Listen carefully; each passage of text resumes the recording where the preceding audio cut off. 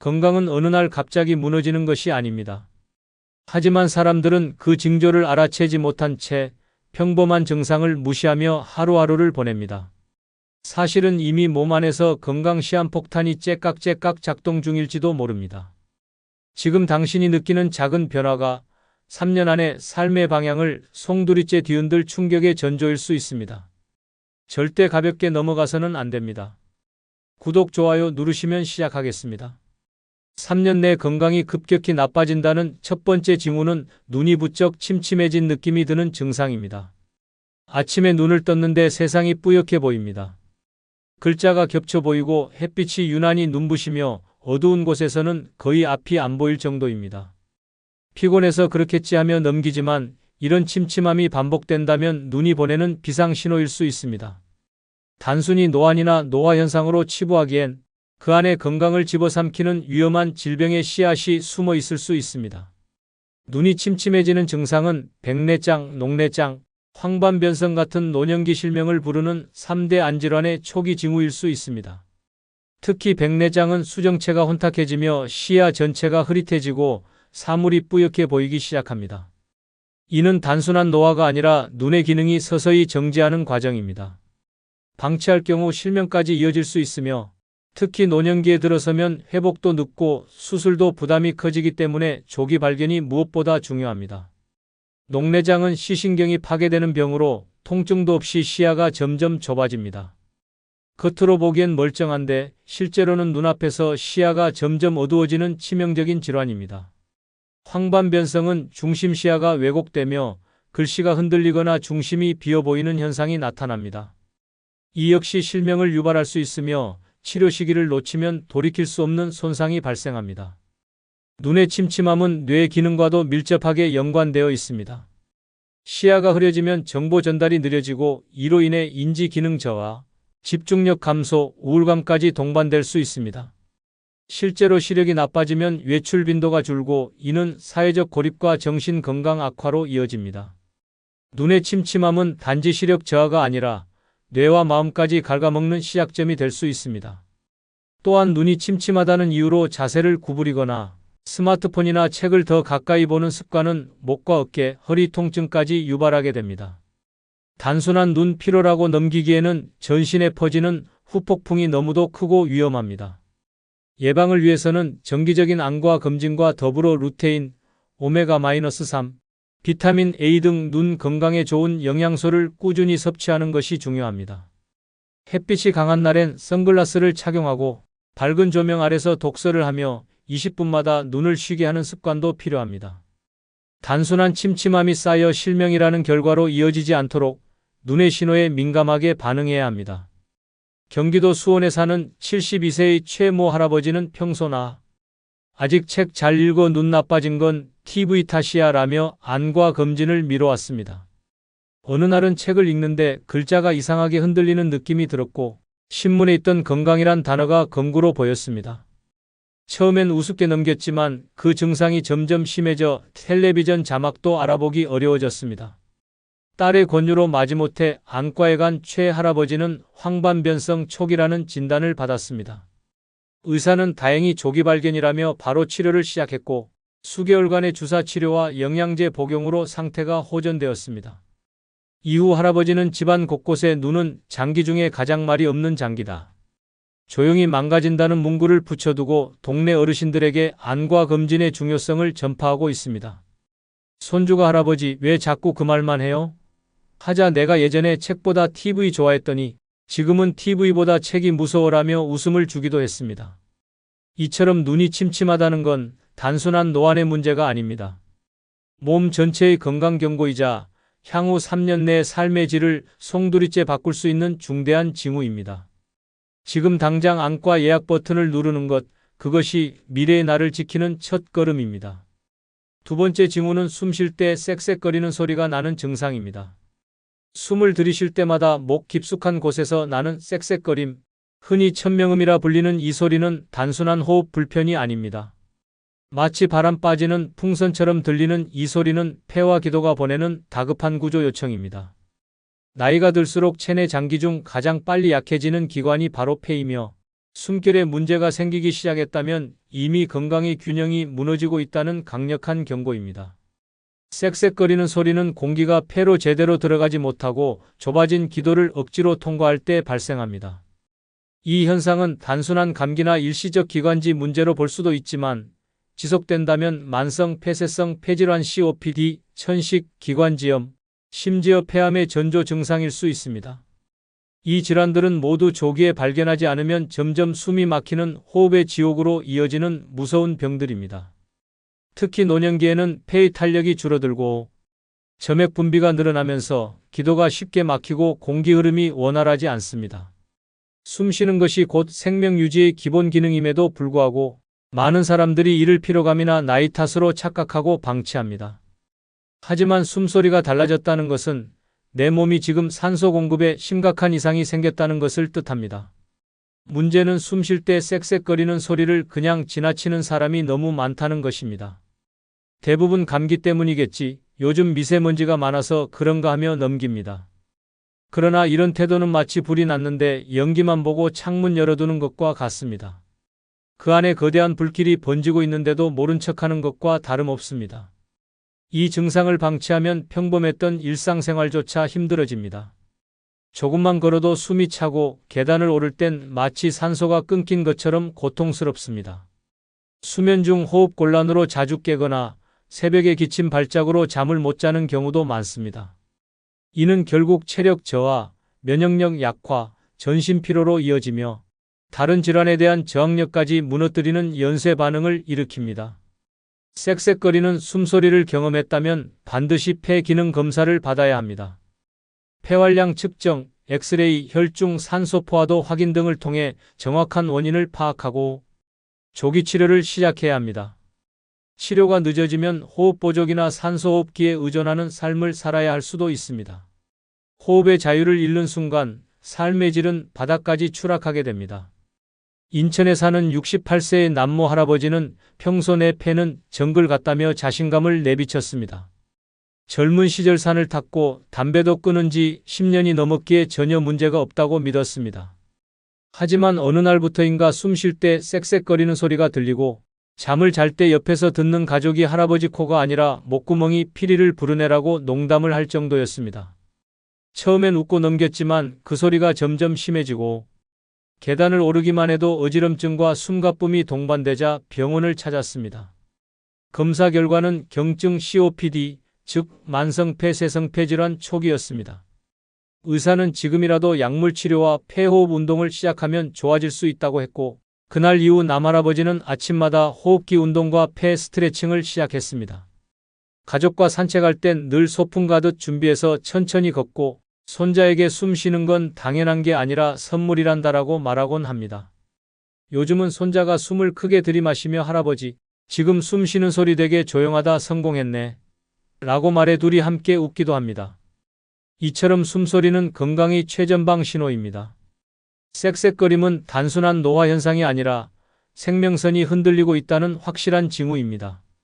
지금 당신의 숨소리가 평소와 다르게 들린다면 병원을 찾는 것이 늦기 전에 내 건강을 지키는 최선의 선택이 될 수 있습니다. 내 숨이 가벼울수록 인생은 더 길어질 수 있습니다. 세 번째 징후는 입에서 이상한 냄새가 자주 나는 증상입니다. 입냄새는 단순히 위생 문제나 민망함의 차원이 아닙니다. 자꾸만 입에서 이상한 냄새가 나고 양치에도 가시지 않으며 대화 중 상대방이 자꾸 뒤로 물러난다면 지금 당신의 몸속 어딘가가 조용히 썩어가고 있다는 강력한 신호일 수 있습니다. 특히 노년기의 입냄새는 전신 건강의 붕괴를 알리는 전조이므로 절대 가볍게 넘겨서는 안 됩니다. 입에서 이상한 냄새가 난다는 건 입안에 세균이 번식하고 있거나 소화기관에서 문제가 생겼거나 심지어 간이나 신장 같은 내부 장기에서 이상이 발생했을 가능성을 의미합니다.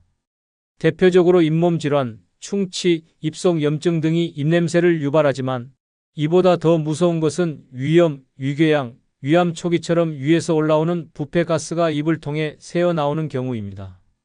특히 시큼하거나 썩은 냄새가 반복된다면 단순한 입냄새가 아니라 소화계통의 위험 경고음일 수 있습니다. 또한 만성적인 입냄새는 당뇨병과도 연결되어 있습니다. 당 수치가 높아지면 세균 번식이 활발해지고 이로 인해 구강 내 건조증과 염증이 동반되며 특유의 단내 또는 시큼한 냄새가 입에서 올라옵니다. 한편 간 기능이 저하되면 특유의 생선 썩은 듯한 냄새가 날 수 있고 신장이 나빠질 경우 암모니아 냄새가 퍼질 수 있습니다.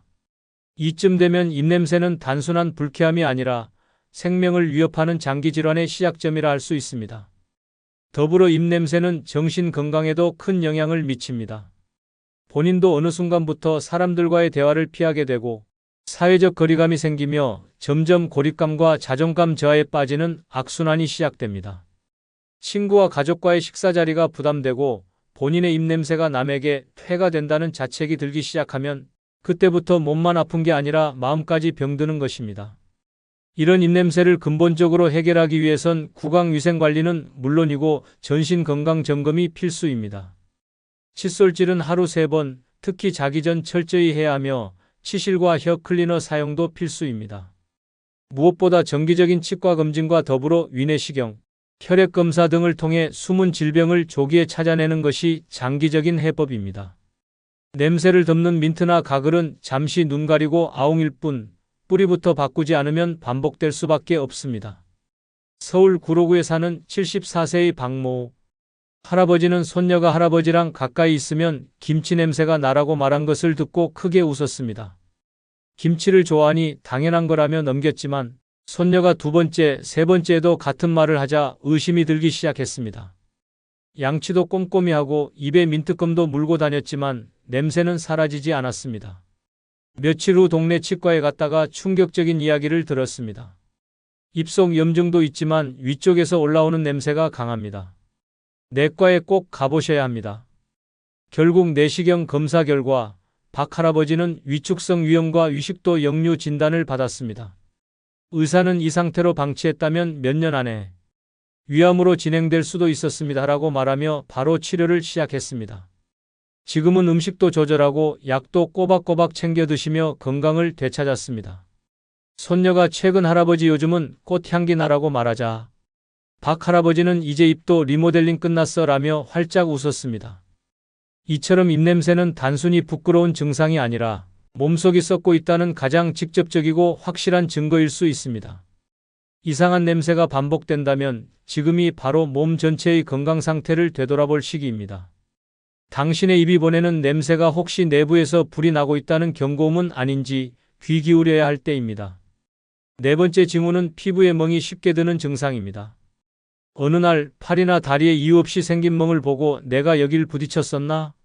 하고 고개를 갸우뚱한 적이 있다면 그건 단순한 타박이 아닐 수 있습니다. 아무리 살짝 스쳐도 푸르딩딩한 멍이 퍼지고 시간이 지나도 좀처럼 없어지지 않는다면 몸속에서 이미 치명적인 이상이 진행되고 있다는 무서운 경고일 수 있습니다. 이건 피부가 아니라 혈관과 피가 비명을 지르는 신호입니다. 멍은 피부 아래 모세혈관이 터져 피가 고이는 현상입니다.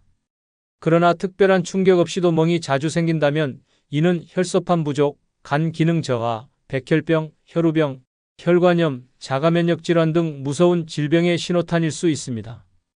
특히 간 기능이 저하되면 혈액 응고 기능이 떨어지면서 멍이 쉽게 생기고 자가면역 질환은 우리 몸이 스스로를 공격해 혈관을 약하게 만들기도 합니다. 이러한 멍은 단순히 외관의 문제로 그치지 않습니다. 내부에서 피가 새고 있다는 것은 출혈 경고 상태로 뇌출혈이나 뇌출혈 같은 더 큰 사고로 이어질 위험이 있습니다. 몸이 어느 순간 스스로 상처를 내고 피를 흘리고 있다는 건 그만큼 면역 체계와 순환 시스템이 무너지고 있다는 신호입니다. 특히 노년기에는 혈관벽이 얇아지고 탄력이 떨어져 더 쉽게 파열되기 때문에 멍 하나를 대수롭지 않게 여겨서는 안 됩니다. 많은 사람들이 멍이 들면 그냥 파스나 연고로 버티거나 나이 들어서 그래라고 자위합니다. 그러나 몸은 절대 이유 없이 붓고 터지지 않습니다. 그것이 단순한 노화 현상이 아니라 병이 점점 자리를 잡아가는 과정이라면 지금 무심코 넘긴 멍이 몇 년 뒤 더 큰 병으로 이어지는 출혈성 질환의 전조일 수도 있습니다. 특히 팔과 다리, 몸통에 반복적으로 멍이 생긴다면 반드시 혈액 검사와 간 기능 검사, 응고 기능 검사를 받아야 합니다. 간 수치, 혈소판 수치, 백혈구 수치를 통해 그 원인을 파악할 수 있으며 조기에 대응하면 치명적인 상황을 피할 수 있습니다. 또한 일상에서도 멍이 잘 드는 사람이면 혈액순환을 돕는 운동, 항산화, 식품 섭취, 음주 절제 등을 통해 개선할 수 있습니다. 경기도 의정부에 사는 69세의 김모 할머니는 손목에 푸른 멍이 생겨서 깜짝 놀랐습니다. 이거 어디에 부딪혔지?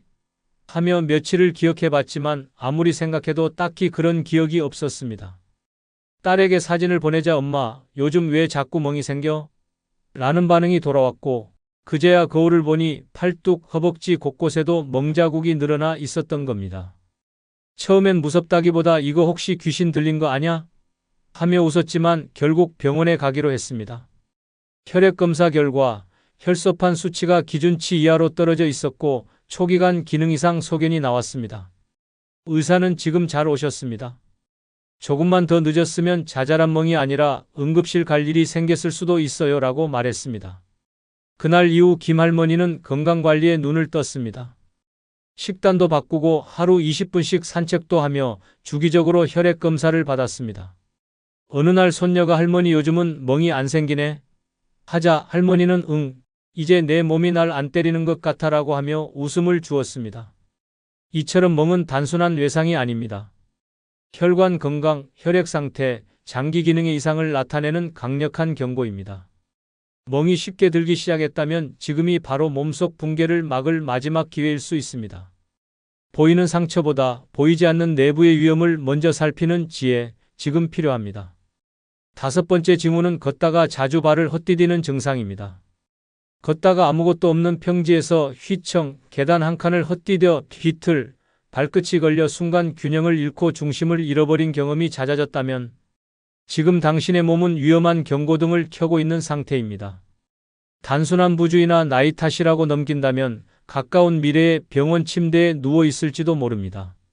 발을 헛디디는 건 단순한 실수가 아니라 신경계, 근골격계, 감각기관의 통합 기능이 무너지고 있다는 심각한 징조입니다. 이 증상은 근육 약화, 관절 불안정, 신경전도 저하, 평형 감각의 이상 등 여러 가지 원인이 복합적으로 작용해 나타납니다. 특히 노년기에는 근력과 반사신경이 급격히 떨어지면서 작은 균형 이상에도 쉽게 중심을 잃게 됩니다.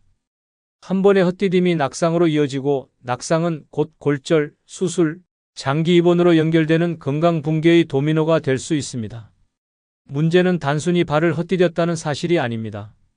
그것이 반복될 경우 몸의 평형을 잡아주는 전정기관, 척추신경, 발목 관절, 대퇴근육 등 온몸의 조율 시스템이 고장나기 시작했다는 신호라는 점입니다. 걷는 동안 우리 몸은 수천 개의 신경과 근육, 뇌의 판단력, 눈의 거리 감각까지 모두 총동원되는데 발을 헛디딘다는 건 이 중 어딘가가 제 기능을 하지 못하고 있다는 것입니다. 더 무서운 건 이러한 상태가 지속되면 넘어질까봐 무섭다는 심리적 불안감이 생기고 결국 외출을 꺼리게 되며 활동량이 급격히 줄어드는 운동 기피의 악순환으로 이어진다는 점입니다. 활동량이 줄면 근력은 더 약해지고 그 결과 다시 헛디딤이 반복되며 결국 앉아서 늙어가는 고착화된 노화의 길로 접어들게 됩니다. 예방을 위해선 우선 근력 강화와 균형 감각 훈련이 필수입니다. 특히 종아리, 허벅지, 엉덩이 근육을 강화시키는 운동은 필수이며 일상 속에서도 발바닥 전체를 사용하는 걷기 습관을 들이는 것이 좋습니다. 또한 바닥에 미끄러운 러그, 전선, 낮은 턱 등 낙상을 유발할 수 있는 장애물을 제거하고 집안 곳곳에 손잡이를 설치하는 것도 큰 도움이 됩니다. 무엇보다 중요한 건 이 증상을 실수라고 넘기지 않고 건강 상태의 붕괴 신호로 인식하는 자세입니다. 부산에 사는 73세의 조모 할아버지는 최근 들어 자주 걸음이 꼬이고 평지를 걷다가도 갑자기 발이 휘청하는 일이 많아졌습니다. 아이고 요즘 바닥이 왜 이리 미끄럽냐라며 웃어넘기곤 했지만 어느 날은 버스를 타려다 발끝이 걸려 정류장 바닥에 철퍼덕 넘어졌습니다. 다행히 큰 부상은 없었지만 그날 이후 딸의 성화에 못 이겨 병원을 찾았습니다. 검사 결과 대퇴사두근의 근력 약화와 전정기관 기능 저하로 인한 균형 이상이라는 진단을 받았습니다. 의사는 이대로 방치하면 12년 안에 낙상 후 골절 위험이 크다고 했고 그날 이후 할아버지는 실내 자전거와 하체 강화 스트레칭을 시작했습니다. 운동 후 한 달쯤 되었을 무렵 손자가 할아버지 요즘엔 안 넘어지세요? 라고 묻자 할아버지는 넘어지긴 이젠 내가 바닥이 무서울까 봐 피해 다닌다라며 웃으셨습니다. 지금은 동네 경로당에서 어르신들에게 넘어지지 않는 걷기 비법을 강의하는 인기 어르신이 되셨습니다. 이처럼 걷는다는 일상적인 행동 속에도 건강이 모든 비밀이 숨어 있습니다. 발을 헛디디는 건 단순한 실수가 아닌 몸 전체 시스템이 보내는 위험 신호입니다. 지금 그 징후를 무시하면 3년 뒤에 나는 의자에만 앉아 있는 사람이 될지도 모릅니다. 오늘 한 걸음 더 조심스럽게 내딛고 균형 잡힌 내 몸을 다시 훈련시켜야 할 때입니다. 넘어지지 않는 노후는 지금의 선택으로 만들어집니다. 건강은 돌이킬 수 없을 때 후회하게 됩니다. 지금 나타나는 미묘한 증상들은 몸이 보내는 마지막 경고장일 수 있습니다. 그것을 무시한 대가는 병상 위에서 치르게 될지도 모릅니다. 더 늦기 전에 몸의 목소리에 귀 기울여야 합니다. 3년 뒤 웃을 것인가, 눕게 될 것인가, 오늘의 당신이 결정할 수 있습니다. 끝으로 여러분께 한 가지 부탁이 있습니다. 영상 중간중간 화면 아래에 소개되거나 영상 설명란에 있는 제품을 누르시면 쿠팡으로 연결됩니다. 이렇게 쿠팡으로 연결된 후 아무 물건을 사셔도 제 채널에 약간의 수익이 발생하오니 앞으로 쿠팡에서 물건을 구입할 경우 이런 식으로 구입해 주셔서 본 채널에 간접 후원해 주시면 대단히 감사하겠습니다. 그럼 내일 아침 7시에 더 좋은 영상으로 찾아뵙겠습니다. 감사합니다.